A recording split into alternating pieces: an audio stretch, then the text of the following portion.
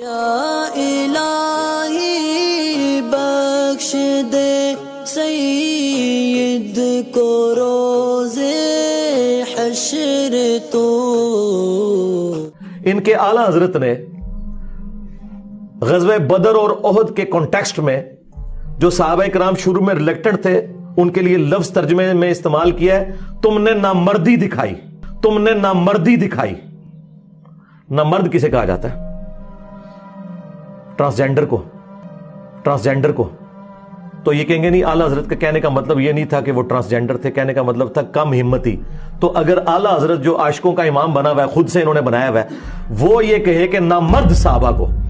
तो ये क्या कहेंगे? टाइम क़यामत तक है बरेलवियों को मरे जिंदा जवाब दें इस बात का। मैं पहले ये समझा था ज़ाती मसला है,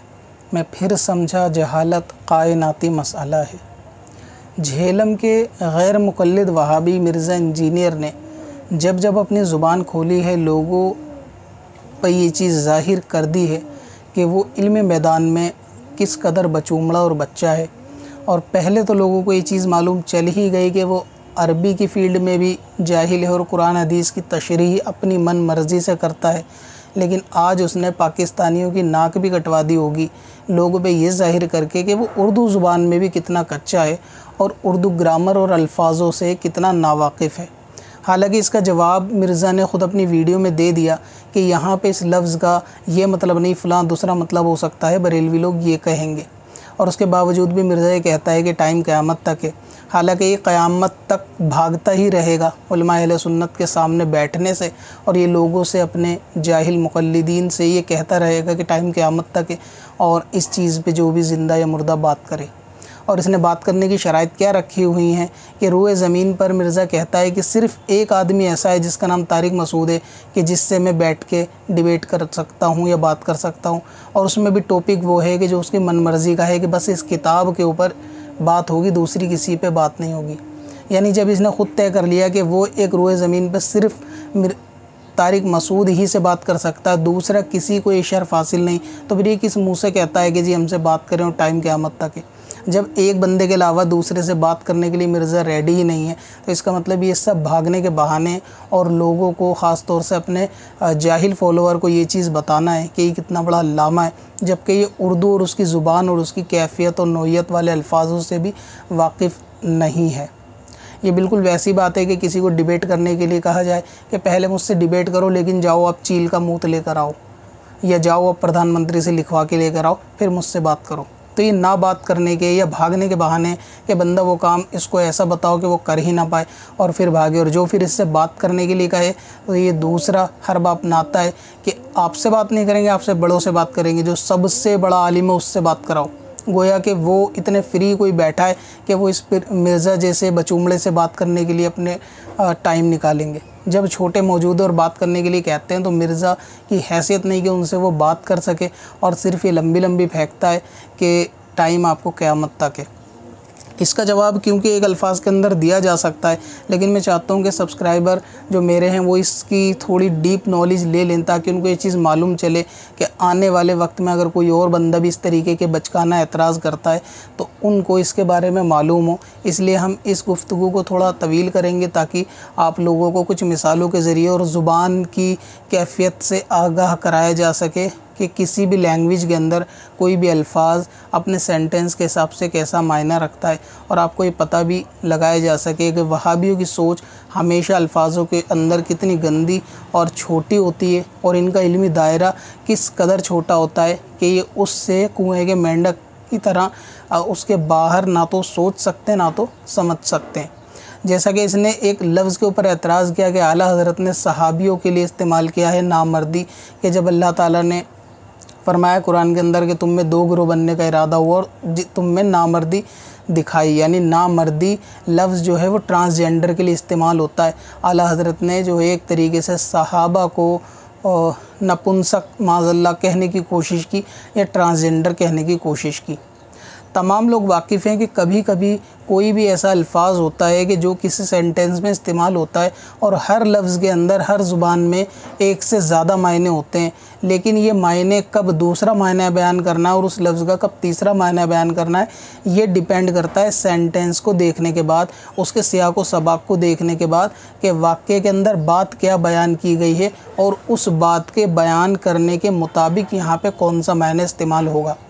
नामर्दी के ऊपर हम बाद में बात करेंगे, इससे पहले कुछ ऐसे अल्फाज हम और देखें कि जो अल्फाज एक होता है लेकिन उसको जब हम सेंटेंस में यूज़ करते हैं तो वो अपने मीनिंग दूसरे देता है। और उसके लिए सबसे मशहूर लफ्ज़ आप एक जो है वो हराम लफ्ज़ ले लें और उसको आप देखें कि जब आप कभी भी हराम लफ्ज़ इस्तेमाल करते हैं, जैसे किसी को गाली देने के लिए जब लफ्ज़ हराम इस्तेमाल होता है तो वहाँ वो लफ्ज़ अपना मायना जो इनवैलिड का देता है, यानी ये चीज़ जो कि जिस पर पाबंदी लगाई गई हो या फिर जिसको करने की मुमानियत आई हो, इस तरीके के काम जो शरीयत के अंदर हराम हो या गाली के तौर पे किसी को हराम का लफ्ज़ इस्तेमाल करते हैं तो फिर वहाँ पर उस लफ्ज़ का मायना जो है वो गलत तरीके से लिया जाता है।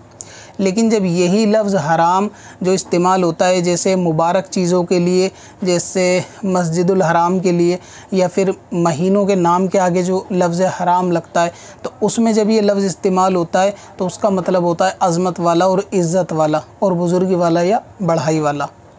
तो लफ्ज़ एक है, लिखने का तरीका भी एक है, लेकिन जब ये सेंटेंस में लगेगा तो उसके मीनिंग जो है अपने सेंटेंस की कैफियत के हिसाब से देगा कि आप जो है किसी को जब हराम कोई चीज़ कहते हैं कि नमाज में खाना पीना हराम है और मस्जिदुल हराम है, तो ये दोनों मायने लफ्ज़ एक हैं लेकिन दोनों के मीनिंग बिल्कुल अलग हैं। अब कोई बेवकूफ़ लफ्ज़ हराम को सिर्फ हराम ही समझता हो और वो मस्जिदुल हराम को ये समझे कि शायद ये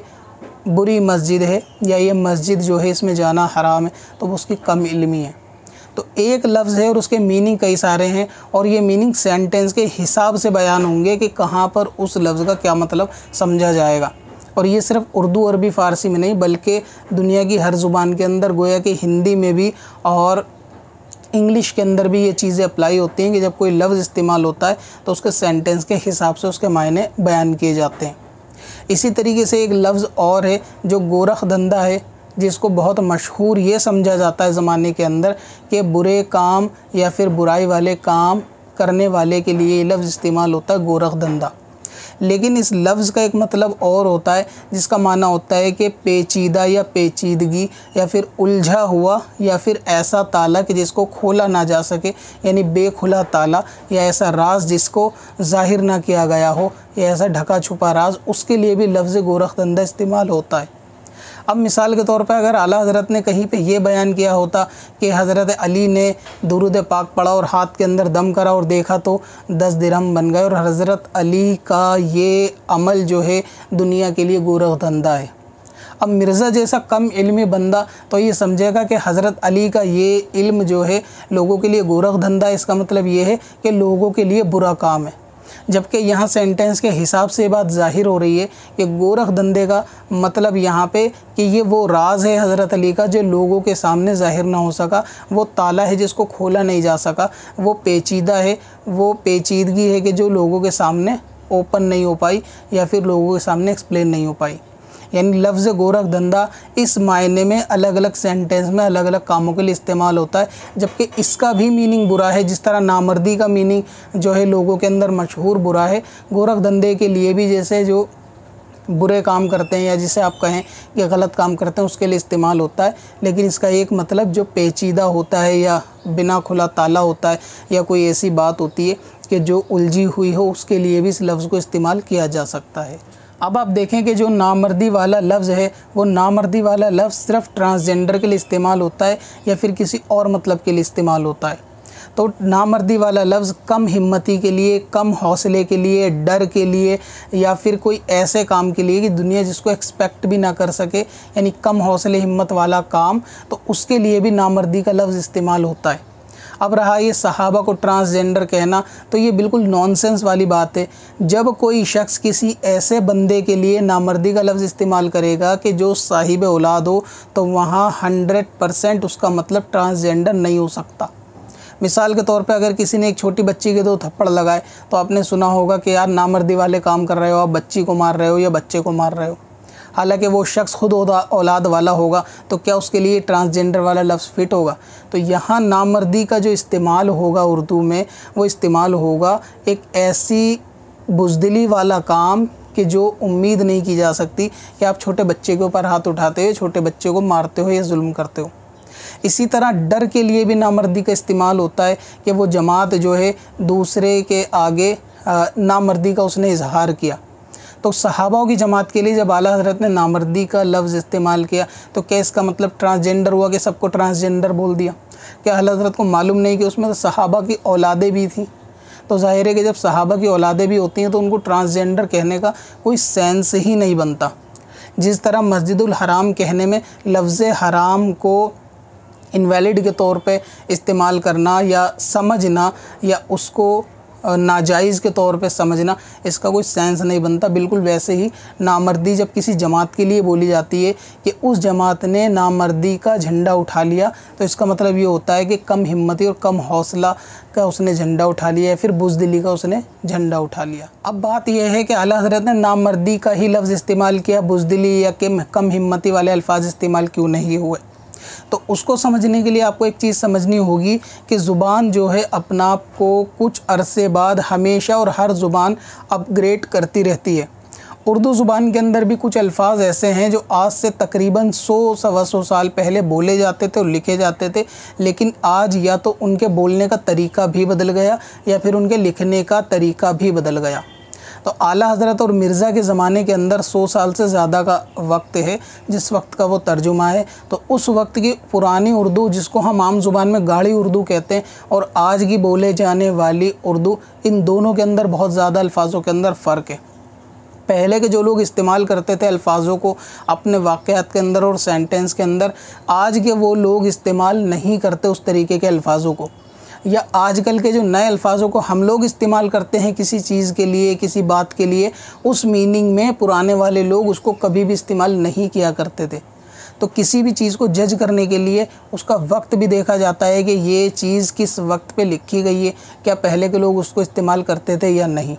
मिर्ज़ा को आज ये लफ्ज़, क्योंकि पाकिस्तान के अंदर ट्रांसजेंडर का मामला ज़्यादा उठ रहा है, तो ये क्योंकि बचूमड़ा आज की पैदावार है, तो इसको लगता है ट्रांसजेंडर या नामर्दी वाला लफ्ज़ सिर्फ इसीलिए इस्तेमाल हो रहा है क्योंकि ये आज के माशरे को देखकर नामर्दी को ट्रांसजेंडर से जज कर रहा है। हालांकि 100-150 साल पहले ही नामर्दी वाला लफ्ज़ शायरी के अंदर, अल्फाजों के अंदर, वाक़यात के अंदर कम हिम्मती और हौसला ना दिखाने के लिए, हौसले पस्त हो जाने के लिए कसरत से इस्तेमाल होता था। अब क्योंकि ज़ुबानों के अंदर 100 साल से ज़्यादा का फ़ासला है, तो 100 साल के अंदर बहुत सी चीज़ें अपग्रेड हुई हैं, जिसकी मैं चंद मिसालें आपको अल्फाजों के साथ देता हूं, जिसमें आपको मालूम चलेगा कि ज़ुबान जब अपने आप को अपग्रेड करती है तो नए आने वाले चूज़े और बचूमड़े पुराने वालों के अल्फाजों से वाकिफ़ भी नहीं होते। पहले किताबों के अंदर एक लफ्ज़ लिखा जाता था तागा, जिसको आज बदल कर धागा कर दिया गया। ठीक वैसे ही सफ़ेद एक लफ्ज़ होता था जो कि वाइट के लिए इस्तेमाल होता था। पुराने वाले इसको कसरत से लिखते और बोलते थे कि कपड़ा सफ़ेद है या फिर शर्ट जो है वो सफ़ेद है, और आज सफ़ेद को सफ़ेद कर दिया गया। इसी तरह तागे को बदल के धागा कर दिया गया। और जो पता होता है, एड्रेस, पहले वो छोटी हा के साथ आखिर में लिखा जाता था पता, लेकिन आज उसको अलिफ के साथ करके पता कर दिया गया। इसी तरीके से एक लफ्ज़ होता है ज़रूर, जो कि आज रिप्लेस हुआ है ज़रूरी के लिए। यानी पहले की आप पुरानी किताब उठा के देखेंगे तो वहाँ पे जब भी आप ये चीज़ पढ़ेंगे, और फतावा रज़विया में कसरत के साथ और बहार शरीयत के अंदर भी जा बजा ये अल्फाज है कि नमाज के अंदर ये चीज़ ज़रूर है, क्या नमाज में ये चीज़ करना ज़रूर है, और उस ज़रूर से मतलब है ज़रूरी है। लेकिन आज लफ्ज़ ज़रूर अगर कोई लिखेगा तो उसको अधूरा समझा जाएगा कि शायद सेंटेंस अधूरा है, जबकि साहिल ने फतावा रज़विया में 100 साल पुरानी उर्दू का इस्तेमाल जब वहाँ के लोग करते थे, उसमें ये लफ्ज़ कसरत से इस्तेमाल हुआ है। अब मिर्ज़ा जैसा कम इल्म बंदा अगर किताब उठा ले और वो देखे कि जगह छपाई के अंदर मिस्टेक है, लिखने में मिस्टेक है, आला हज़रत की तहरीर इसको लेटर मिल जाए और ये देखे कि इसके अंदर तो पूरा ही नहीं लिखा, ज़रूर लफ्ज़ भी गलत लिखा है, ये तो ज़रूरी होता है कि नमाज के अंदर सूरह फातिहा पढ़ना ज़रूर है, ये तो आधा लिखा है, जबकि वहाँ लफ्ज़ ज़रूर का मतलब ज़रूरी है, जो आज के टाइम में ज़रूरी है और पहले के लोग ज़रूर को इस्तेमाल करते थे। तो क्योंकि 100 साल का वक्फ़ा है, वो उर्दू अब बहुत ज़्यादा चेंज होने के बाद हम तक आसान आसान लफ्ज़ों में पहुंची है। और पहले के शायरी के अल्फाज ही आपको पुराने शायरों के मिल जाएंगे कि वो अल्फाज ना तो आज इस्तेमाल होते ना बोले जाते, जिससे पता चलता है कि एक लफ्ज़ कई मीनिंग भी देता है और एक लफ्ज़ जो आज हम किसी और सेंस में लेते हैं, दूसरे बंदे उसको किसी और सेंस में आज से 100 साल पहले लिया करते थे, जिसकी मैंने चंद उर्दू के लफ्ज़ों की मिसाल भी आपको दी है। तो इसी तरह लफ्ज़ ज़रूर और ज़रूरी भी एक ही सेंस में इस्तेमाल होता है, जो कि आज अपग्रेड होने के बाद आप लोगों के सामने आया है। आप अगर दूसरी ज़ुबान को भी देखेंगे, मिसाल के तौर पे इंग्लिश को ले लें, तो आज से तकरीबन 10-12 साल पहले इंग्लिश की डिक्शनरी के अंदर कुछ ऐसे अल्फाज थे ही नहीं जो आज आपको सुनने देखने के लिए मिलते हैं। मिसाल के तौर पे सेल्फ़ी जैसा अल्फाज जो कि आज आप सुनते हो, पहले वो नहीं था। क्लिक बिट जैसा अल्फाज डिक्शनरी के अंदर बाद में ऐड हुआ। व्लॉगिंग जैसा अल्फाज डिक्शनरी के अंदर बाद में ऐड हुआ। बिटकॉइन जैसा लफ्ज़ डिक्शनरी के अंदर बाद में ऐड हुआ। तो ये वो अल्फाज है जो 100 साल पहले के लोग इन अल्फाजों से वाकिफ़ भी नहीं थे, बल्कि 20 साल पहले के लोग भी इन अल्फाजों से वाकिफ़ नहीं थे। बाद में इसको चेंज करके जैसी लैंग्वेज अपग्रेड हुई तो इन लफ्ज़ों का इस्तेमाल हुआ, इस्तेमाल के साथ इनकी डेफिनेशन को डिक्शनरी के अंदर ऐड कर दिया गया। और ऐसे बहुत सारे अल्फाज है कि जिनके मीनिंग आगे चल के चेंज हुए, तो उनकी जो प्राइमरी मीनिंग होती थी जिसका इस्तेमाल लोगों ने बंद कर दिया, उसको उठा के मीनिंग के एतबार से पीछे करते हैं, और बाकी जो बंदे जिस मीनिंग को ज़्यादा इस्तेमाल करते हैं उसको उठा के चेंज करके इस तरह डिक्शनरी और लैंग्वेज जो है अपना आप को अपग्रेड करती रहती है। इसी तरह इंग्लिश के अंदर एक लफ्ज़ है सेट, जिसकी तकरीबन 450 के करीब ये मीनिंग जो है प्रोड्यूस करता है, जो लफ्ज़ सेट वर्ब है। यानी ये इंग्लिश के अंदर एक वाहिद ऐसा लफ्ज़ है जो सबसे ज़्यादा मीनिंग अपने सेंटेंस के अंदर लोगों को देता है। अब इसकी मीनिंग बनेगी क्या क्या सेट होने की, ये डिपेंड करता है कि बंदे ने किस एतबार से उस सेंटेंस में इसको इस्तेमाल किया है। जैसे सनसेट होना, या आपस में कोई सेटिंग होती है वो सेट होना, या चीज़ों का सेट होना, या टेबल का दीवार से सेट कर देना, अलार्म का सेट कर देना। तो ये सब सेट वाली अल्फाज इस्तेमाल होंगे लफ्ज़ के हिसाब से कि जहाँ सेंटेंस होगा ये अपनी मीनिंग वहाँ पर देगा, ना कि कोई सेट लफ्ज़ का एक ही मतलब है। तो ये वो लफ्ज़ है कि जो सबसे ज़्यादा इस्तेमाल होता है। इसी तरह अगर आप उर्दू के अंदर मुहावरों की बात करें तो नामर्दी वाला लफ्ज़ जो है कई ऐसी मीनिंग के अंदर इस्तेमाल होता है जहाँ पर ट्रांसजेंडर का कोई सेंस बनता ही नहीं है। जैसे कि नामर्दी की जूती पहनना, अगर किसी मर्द को ये कहा जाए कि नामर्दी की जूती पहनना, इसका मतलब ये है कि बंदा डर के मारे, कम हिम्मती के मारे घर में है और वो बाहर निकलना नहीं चाहता। अब नामर्दी की जूती पहनने से मुराद तो ऐसा नहीं कोई बाज़ार में ऐसा जूता हो कि जिसे पहन के बंदा जो है वो ट्रांसजेंडर बन जाए, और यहाँ पे ट्रांसजेंडर समझने वाला भी बंदा जाहिल है। नामर्दी का झंडा लहराना, तो इसका क्या मतलब है कि कोई ऐसा झंडा है कि जिसको लहराने से बंदा नामर्द बन जाएगा या फिर ट्रांसजेंडर बन जाएगा। तो इसको ट्रांसजेंडर के मीनिंग में लेना ही लोगों की कम इल्मी और जहालत है। क्योंकि जब ये कहा जाता है किसी जमात ने नामर्दी का झंडा लहराया या किसी शख्स ने नामर्दी का झंडा लहरा दिया, इसका मतलब ये है कि उसने अपने हौसले ख़त्म करने का इजहार कर दिया या उसने अपनी हार को एक्सेप्ट कर लिया। इसी तरह आपने ये चीज़ तो बकसरत ज़ुबान के अंदर भी, घर के अंदर ज़रूर सुनी होगी कि नामर्द जैसा लफ्ज़ कम हिम्मत के लिए भी इस्तेमाल होता है। अब नामर्द जैसा लफ्ज़ ट्रांसजेंडर के लिए कब इस्तेमाल होता है? जब किसी आपसी शौहर बीवी के ताल्लुकात से रिलेटेड बात होगी और उसके अंदर किसी को कहा जाएगा कि इन मियाँ बीवी का रिश्ता इसलिए टूटा कि ये बंदा जो है वो नामर्दी की वजह से इनका रिश्ता ख़राब हुआ। तो यहाँ नामर्द या नामर्दी का इस्तेमाल जो होगा वो इसलिए होगा कि ये बंदा औरत पर हम बिस्तरी पर कादिर नहीं था या हम बिस्तरी नहीं कर सकता था या औरत पर कादिर नहीं था। इस एतबार से यहाँ पर नामर्द का या नामर्दी का लफ्ज़ का इस्तेमाल होगा वो होगा ट्रांसजेंडर के लिए। तो सहाबा के लिए जो लफ्ज़ इस्तेमाल हुआ नामर्द या नामर्दी, तो उसका ये मतलब है कि कम हिम्मती, कम हौसला, बुज़दिली, वो इस सेंस में है, ना कि ट्रांसजेंडर वाले सेंस में। वो एक शायर ने कहा है कि नहीं खेल ए दाग यारों से कह दो कि आती है उर्दू ज़ुबां आते आते। तो मिर्ज़ा जो है उर्दू ग्रामर और इनके अल्फाज़ों की पकड़ में इतना कच्चा निकलेगा, इसकी उम्मीद नहीं थी कि वो पाकिस्तानी कि जिनकी ज़ुबान ही मादरी उर्दू हो और उसके बाद मिर्ज़ा ने ऐसी हरकत करी। तो मैं मिर्ज़ा को दावत देना चाहूँगा कि ये उर्दू ज़ुबान तुम्हें हिंदुस्तानियों से विरासत में मिली है, और जो चीज़ तुम्हें बाप दादा से विरासत में मिलती है, सीखने के बाद अपने बाप दादाओं पर एतराज़ नहीं करते। आला हज़रत अज़ीमुल बरकत जैसी ऐसे आलिम दीन और ऐसी बड़ी शख्सियत के ऊपर सिर्फ़ एक बचकाना लफ्ज़ को लेकर मिर्ज़ा जिस तरह के एतराज़ कर रहा है, तो ये बिल्कुल नमक हरामी वाली चीज़ है कि जो चीज़ विरासत में मिलती है या जो तुम्हारे उस्तादों से तुम्हें मिलती है वो तुमसे उस ज़ुबान के अंदर ज़्यादा माहिर है। तो मिर्ज़ा या उसका कोई भी प्लम्बर का चेला हो जिसको लगता हो कि वो उर्दू ज़ुबान में माहिर है, उर्दू की ग्रामर के अंदर माहिर है, कि वो जब चाहे इसी चैनल के ऊपर लाइव डिबेट कर सकता है। हालांकि तुम्हारी मादरी ज़ुबान भी उर्दू है, तो हम तुम्हें बताएंगे उर्दू की वो पेचीदगी और वो अल्फाज और वो ग्रामर के जो तुम्हारे बड़ों ने ना तुमसे पहले सुनी और ना कभी उसको जाना। इंशाअल्लाह तुम्हारे इल्म दीन में इजाफ़ा होगा। इसी तरह उर्दू का एक लफ्ज़ देखें आप, पत्थर, उसका इस्तेमाल होता है अक्सर स्टोन के लिए। अगर आप देखेंगे तो नॉर्मली उसका इस्तेमाल होता है स्टोन के लिए, लेकिन इसी लफ्ज़ को बहुत सारे वाक़यात के अंदर इंसानी जिस्म या इंसान के ऊपर भी अप्लाई किया जाता है। हालांकि इंसान का और पत्थर का आपस में कोई रिलेशन नहीं है दूर से दूर तक, ना तो ये एक जीन्स की चीज़ें हैं, ये दोनों अलग अलग जीन्स की चीज़ें, फिर भी इसका इस्तेमाल होता है। जैसे किसी का पत्थर दिल होना, तो इसका मतलब ये नहीं है कि उसका दिल जो है वो पत्थर वाला हो गया। अब अगर सेंटेंस को, वाक्य को सेम उसी की ट्रांसलेशन में लिया जाएगा तो ये तो बात कुरान हदीस के ख़िलाफ़ हो जाएगी, कि कुरान हदीस से तो ज़ाहिर होता है कि दिल जो है वो एक गोश्त का टुकड़ा है। लेकिन अगर मिर्ज़ा जैसा या उसका स्टूडेंट देखेगा कि सहाबाओं का दिल पत्थर हो गया, आला हज़रत ने लिखा है, तो इसका मतलब ये हुआ कि सहाबा का दिल पत्थर कैसे हो गया, वो तो गोश्त का टुकड़ा होता है। आला हज़रत ने कुरान हदीस के बाद ख़िलाफ़ कर दी। हालांकि पत्थर दिल का मतलब क्या होता है ये लोग अच्छी तरह समझते हैं कि सख्त दिल हो जाना, या किसी बात के ऊपर अड़ जाना, या किसी फ़ैसले के ऊपर अटल हो जाना, या फिर सख्त मिजाज हो जाना, किसी की बात को ना मानने के लिए अड़ जाना, उसके लिए भी लफ्ज़ पत्थर दिल इस्तेमाल होता है। और इसी तरह पूरे आदमी के लिए भी कहते हैं कि फ़लाँ बंदा तो पत्थर हो गया,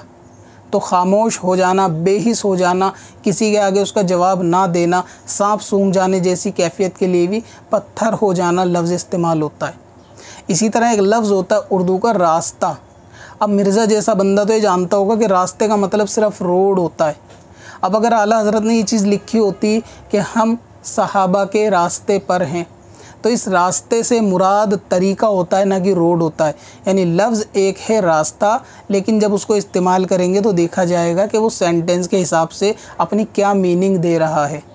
अब अगर इसका मतलब मिर्ज़ा ये ट्रांसलेशन कर दे कि आला हज़रत ने झूठ बोला है, वो तो बरेली में रहते थे और वो कह रहे हम सहाबा के रास्ते पे, तो उनकी सड़क तो मदीने की थी, आला हज़रत का जो रोड है घर का वो तो बरेली के अंदर है, ये तो लिहाजा झूठ है और टाइम क़यामत तक है और ये है और वो है। तो अब इस बचकाना एतराज़ का कोई क्या जवाब देगा मिर्ज़ा को, कि जिसको भाषा का इल्म नहीं है, लैंग्वेज के बारे में वो डीप नॉलेज रखता ही नहीं है, तो उसको क्या पता कि यहाँ पर उस लफ्ज़ का क्या मीनिंग और क्या उसका सेंस बन रहा है।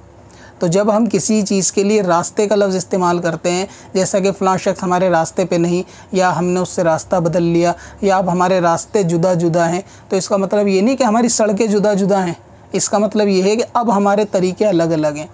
या हम उसके रास्ते पे हैं तो मतलब अब हम उसके तरीक़े कार पे हैं, या वो हमारे रास्ते पे नहीं मतलब हमारे तरीके पे नहीं। अब इसका रास्ते का मतलब रोड होना और तरीके पे होना ये डिपेंड करता है सेंटेंस के ऊपर, के बंदे ने सेंटेंस क्या बोला उसके हिसाब से उसकी मीनिंग देखी जाएगी, ना कि हर जगह रोड की मीनिंग फ़िट कर दी जाएगी। जिस तरह मिर्ज़ा जाहिल ने नामर्दी की एक मीनिंग को सिर्फ हमेशा फ़िट कर दिया कि वो ट्रांसजेंडर के लिए बोला, ट्रांसजेंडर के लिए बोला। हालांकि नामर्दी ट्रांसजेंडर के लिए, बच्चों वालों के लिए नहीं बोला जा सकता। और ये वहाबियों का हमेशा से पेशा भी रहा है कि वो कोई ऐसा लफ्ज़ जिसके मीनिंग अच्छे और बुरे दोनों निकलते हों, उसके हमेशा से गलत मीनिंग निकाल के अहले सुन्नत की आवाम के अंदर वसवसा डालते हैं। जैसा कि एक लफ्ज़ ख्वाजा के लिए पहले भी वहाबी गैर मुक़ल्लिद एतराज़ कर चुके हैं कि जो ख्वाजा लफ्ज़ होता है वो भी ट्रांसजेंडर के लिए इस्तेमाल होता है, लिहाजा हिजड़े को ख्वाजा कहा जाता है, किन्नर को ख्वाजा कहा जाता है। और ये तो पाकिस्तानी भी वाकिफ़ होंगे, ख्वाजा, ख्वाजा सराय जैसे अल्फाजों से वहाँ पर कसरत के साथ इस्तेमाल होता है। ख्वाजा मतलब हिजड़ा ही तो होता है। आप देखें डिक्शनरी की किताब फिरोजुल लुगात में ख्वाजा के माने हिजड़ा बताया हुआ है, फिरोजुल लुगात में ख्वाजा के माने हिजड़ा बताया हुआ है। अब वो मुख्तलिफ कौमों में मुख्तलिफ माने हैं बहरहाल, लेकिन हमारे यहाँ ख्वाजा हिजड़ों ही को कहा जाता है, लेकिन हमारे यहाँ ख्वाजा हिजड़ों ही को कहा जाता है। ख्वाजा, ये ख्वाजा जिसका माना मैंने बताया है, ख्वाजा के माने हिजड़े ही होते हैं। सारे सूफियों का सरदार है ये खबीर।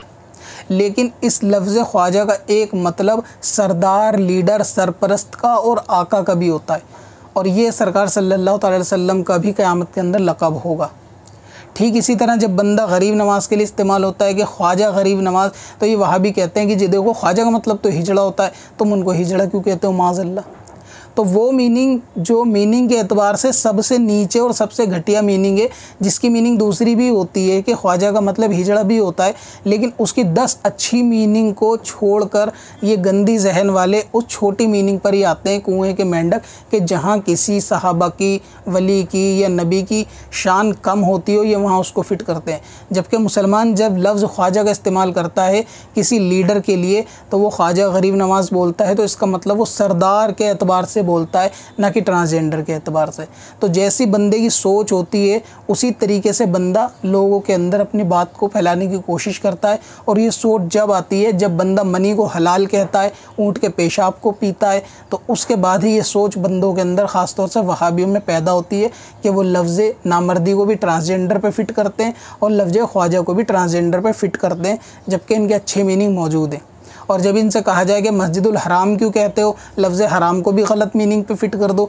तो ये मस्जिदुल हराम को एक्सप्लेन करेंगे कि हराम का क्या मतलब है। और जब कहा जाता है शराब को हराम होने में लफ्ज़ हराम क्यों कहते हो, शराबुल हराम कह दो कि ये भी पाकीज़ा शराब है, तो वो लफ्ज़ हराम की अलग डेफिनेशन देंगे। यानी जब खुद पे बात आएगी तो लफ्ज़ हराम को वहाँ अलग एक्सप्लेन किया जाएगा, वहाँ अलग एक्सप्लेन किया जाएगा, लेकिन जब बात ख्वाजा की आएगी या बात नामर्दी की आएगी और किसी बुज़ुर्ग के साथ उसका ताल्लुक़ होगा, तो उसकी गलत मीनिंग को बयान करके लोगों के माइंड को मैनिपुलेट किया जाएगा ताकि लोगों के अंदर वसवसे पैदा किए जा सकें। तो इसीलिए आला हज़रत की शायरी को समझने के लिए, उनकी तहरीरों को समझने के लिए आपका उर्दू के अंदर अच्छा होना ज़रूरी है, और ना कि सिर्फ़ उर्दू में बल्कि पुरानी उर्दू और उसके अल्फाजों से वाकिफ़ होना भी ज़रूरी है। क्योंकि मिर्ज़ा तो अभी ये कल का छोकरा है, बचूमड़ा चूज़ा है, इसको ज़्यादा कुछ इल्म नहीं है पुराने अल्फाजों से भी, तो इसलिए इस तरीके से गलती कर देता है कि टाइम क़यामत तक। हालांकि ये तो 2 मिनट बात नहीं कर सकता, अगर उर्दू ग्रामर पे बात करें या इसका कोई चेला 5 मिनट से ज़्यादा ये टिक भी नहीं सकता, लेकिन ये बातें बड़ी बड़ी करता है कि टाइम क़यामत तक है, और अल्फाजों से ख़ुद वाकिफ़ नहीं होता पूरी तरह। अब मैं एक आखिरी मिसाल देकर और अपनी बात को ख़त्म करता हूँ ताकि आप लोग और अच्छे से बात को समझ जाएँ। आपने अपने बड़ों से कभी ना कभी घर ख़ानदान के अंदर ऐसी बात सुनी होगी जो डबल लफ्ज़ होते हैं और आपस में मिला के बोले जाते हैं। मिसाल के तौर पे जैसे कहीं पे दावत खाने वगैरह का इंतज़ाम है, तो कोई बड़ा बच्चों से कहता है भाई खाओ खिलाओ फटाफट से काम को पूरा करो, यानी खाओ खिलाओ। या फिर किसी मसले में 2 लोगों की बात होती है, तो भाई सुन लो सुना लो, या खा लो खिला लो, खाओ खिलवाओ, इस तरीके के लफ्ज़ ये 2 इस्तेमाल होते हैं आपस में जोड़ के। इसी तरह भैया आपस में समझो समझा लो आपस में, या समझो समझा लो, तो इसका मतलब ये होता है कि आपस में एक दूसरे को बैठकर खुद फैसला कर लो कि क्या मतलब है। तो इस तरह ये 2 लफ्ज़ जो इस्तेमाल होते हैं मिल के, पुराने ज़माने में ऐसे अल्फाज बकसरत से इस्तेमाल होते थे, और उसमें एक लफ्ज़ होता था छीन लो, और छीन लो छिनवा लो। जैसा होता है ना खा लो खिला लो, या भैया खाओ खिलवाओ, जो भी है सुन लो सुना लो, अपना बैठ के फ़ैसला कर लो, तो ऐसे अल्फाजों में छीन लो छिनवा लो का लफ्ज़ भी इस्तेमाल होता था। लेकिन ये जो लफ्ज़ छिनवा लो है, जब इसको मुखफ़्फ़फ़ इस्तेमाल होता था तो इसकी तख़फ़ीफ़ में इस्तेमाल होता था छिना लो,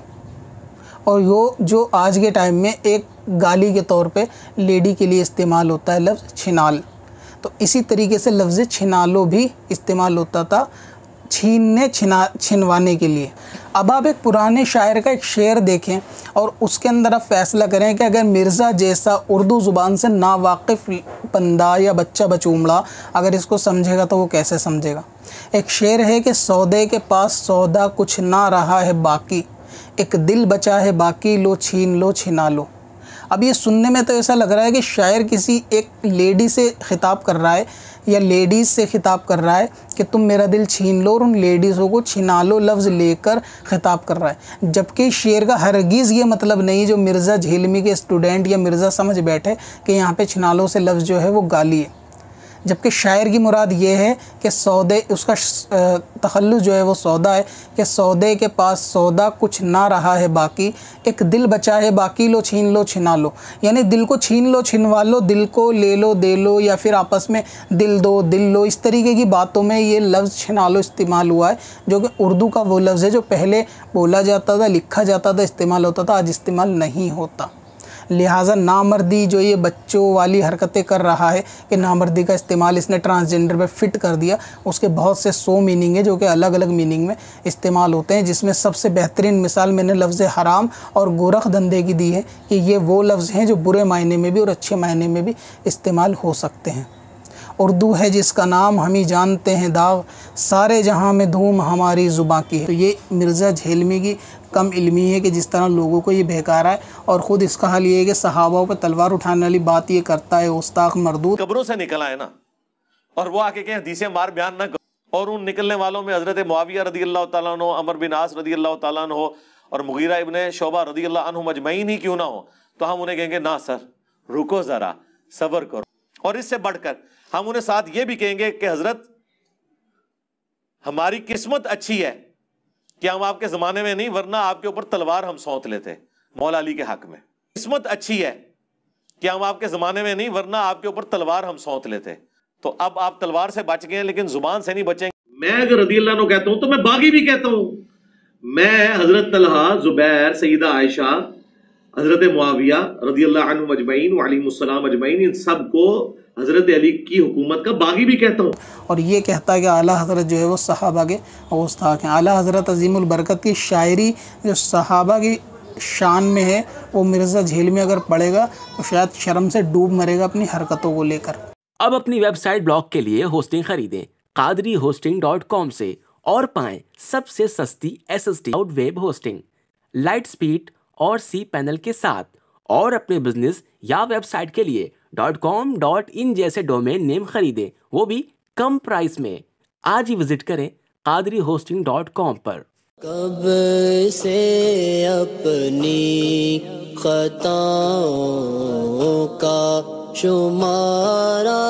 जाएगा।